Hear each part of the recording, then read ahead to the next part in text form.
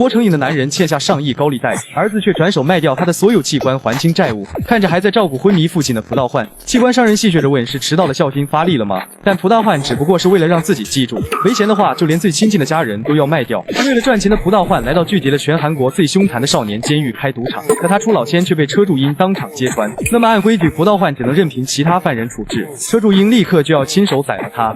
蒲道焕却率先一拳击飞了车柱英，他要先让背叛自己的庄家付出惨痛的代价。其他庄家也在悄悄带着诈赌证据逃跑。申浩被蒲道焕狠狠砸在地上，车柱英立刻趁机冲向蒲道焕，申浩却被扔了过来。猝不及防的车柱英再次被击退，蒲道焕趁机连打出数拳。其他犯人悚然地看着这一幕，但车柱英的身影却早已消失。蒲道焕还以为他逃跑了，但下一秒车柱英便出现在他身后。蒲道焕被巨力狠狠击飞，车柱英可不会逃跑，他更不会让蒲道焕逃跑。蒲道焕冷声让车柱英不用担心，他绝不会丢下自己的钱逃跑。但交手过后，车柱英也看出来了，蒲道焕似乎根本不会打架。就在车柱英想终结他时，迅速后退的蒲道焕问他打架有那么重要吗？下一秒他便猛地朝车柱英打出袭击。看着车柱英僵直的间隙，蒲道焕开始转身蓄力，然后奋力一拳将车柱英击飞。蒲道焕看不起只会用蛮力的家伙，车柱英的半个身体都被打进车里。其他犯人没想到蒲道焕会这么强，他表示刚刚只是发生了一点小插曲，我们的赌场绝没有任何问题。车柱英却在这时再次出声了，他的声音里带着一丝癫狂。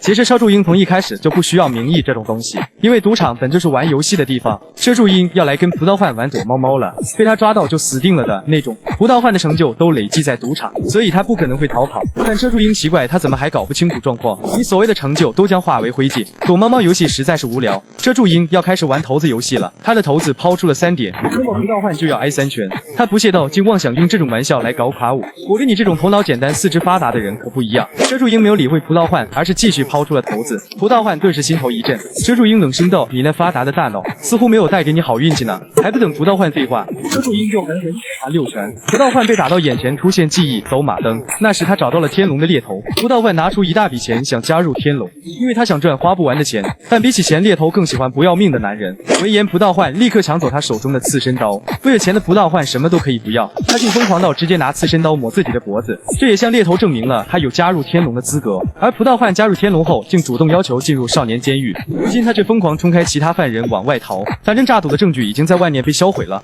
蒲道焕明白，没有名义的车柱英马上就会被其他房长盯上，但马先却把诈赌证据拿回来了。过去赌场用的特殊道具和钱被洒落一地，马先让其他犯人看清楚了，这些东西都是刚刚偷跑出去的庄家携带的诈赌证据。蒲道焕还想护住自己赚来的钱，但车柱英的表演还没结束，他将大量汽油倒在了蒲道焕身上。车柱英将这最后一个游戏称为电流耐力测试，他早就说过要让蒲道焕累积的成就化为灰烬。其他犯人没想到车柱英会这么狠，撑不住的蒲道焕竟然直接被吓得昏死过去。其他犯人反应过来，立刻朝洒落的钱冲去。白毛房长就知道蒲道焕诈赌了，如此一来，蒲道焕就将失去在监狱里的特权。1年2个月后的他刚刚出狱，器官商人就准备好豆腐迎接他。蒲道焕表示自己会尽快在外面重启炉灶，但在那之前，器官商人要他先还欠下的钱。蒲道焕在器官商人那借的钱再加上利息，可是有着足足12亿，还不上钱的蒲道焕只能像其他人一样被掏空器官。时间重新回到现在，车柱英已经踩烂了3个天龙的种子。就在他思考下一个目标是谁时，却发现36牢房里出现了一个陌生人。白毛房长微笑着问：“这就是那个出车祸的女孩吗？”话音未落，车柱英便已经冲到了他身前。白毛房长被死死掐住了嘴。车柱英让金南民拿枕头过来，因为这样才能避免惨叫声传到走廊上。白毛房长在监狱里时常感到无聊，他甚至在参加一场会时无聊到叙述之前犯人留在墙上的脏话。白毛房长想做点好玩的事情，他渴望多巴胺分泌的感觉，然后车柱英就出现了。他那张狂又狠辣的样子实在令人印象深刻。白毛房长的多巴胺简直要喷发了，但现在被掐住嘴的他根本无法解释。眼看车柱英的拳头就要落下，白毛房长把他画的赤火龙挡在身前，他是来帮车柱英的。白毛房长一脚踢开车柱英的压制，他看出车柱英在找那条龙的刺心。在交流之前，白毛要先解开误会，他没有想拿照片做什么，那只是在打开素描本时掉出来的。白毛很想帮车柱英把那些龙全都消灭，但车柱英却毫不客气地让他滚开。白毛意味深长道：“你比想象中还迟钝呢。身为房长，虽然可以在监狱里到处打架，但贸然惹是生非，也可能会被其他房长暗杀掉呢。”少年监狱里的危险人物比你想象的还要多。即便如此，你还是要拒绝我吗？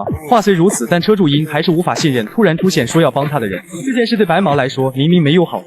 车柱英直接质问他在打什么算盘。白毛仔细思考了一番，最后似乎只想到促进多巴胺分泌这一个理由。隔天，基督教的信徒来到少年监狱传教，许久没见过女人的犯人们十分激动，看着宣传横幅上写着的天宫教堂，车柱英陷入了回忆。过去的他经常待在教堂的小房间，不过只是单纯的为了躲避自己的人渣父亲。从孤儿院偷溜出来的李多言总是能找到他，二人都有着各自的难处。这时孤儿院的银河来替修女找李多言回去，偷溜出来的李多言为了不被惩罚，只能跟车柱英一起藏在小房间里。而现在令车柱英感到意外的是，孙银河也出现在了传教的队伍里。午饭时间发放便当的教徒们很不满，因为这里的犯人非常无理，甚至时常做出冒犯的行为。这时大块头房长流着泪感谢教徒们准备的食物。教徒们看这家伙好像是信天主教的，可大块头房长在做完天主教祈祷手势后，却念出了南无阿弥陀佛6个字，教徒们顿时懵逼了。此时车柱英正在小房间里与程银河会面。过去他们3个人经常会一起玩，程银河为多言姐姐的离世而感到遗憾，他关心车柱英这段时间都很孤单吧。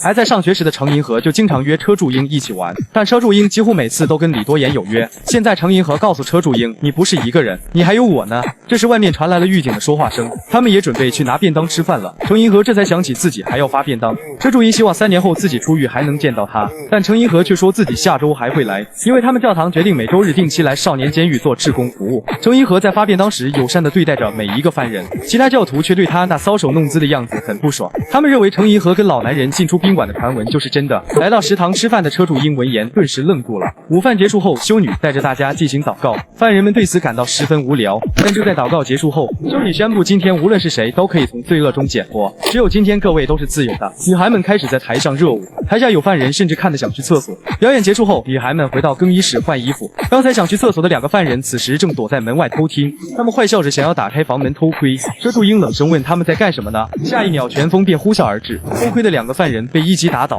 然而却不是车柱英动的手。大块头房长陈升道10届的第7届为不可邪淫，上帝是不会原谅你们这种不敬行为的。更衣室内的女生也注意到了外面的动静，程银河出来问车柱英是发生了什么，随后他像是看到了什么恐怖的东西，被吓得躲在了车柱英身后。1周后，程银河的教堂再次来到监狱传教，与此同时的捐赠物资仓库，负责搬运货物的车柱英已经够累了，他奇怪这3个拿着刀的犯人是要干嘛。3人二话不说就拿着刀朝车柱英捅去，但是被车柱英用1箱矿泉水轻松解决。随后他将被戳烂的矿泉水喷到了3个犯人身上。车柱英看出他们应该都不是主谋，他很轻易就制服了这些人，然后质问是谁指使你们的。听到动静的狱警打开仓库门查看，车柱英借着光这才发现程银河竟然也在仓库里，地上散落着程银河的外衣。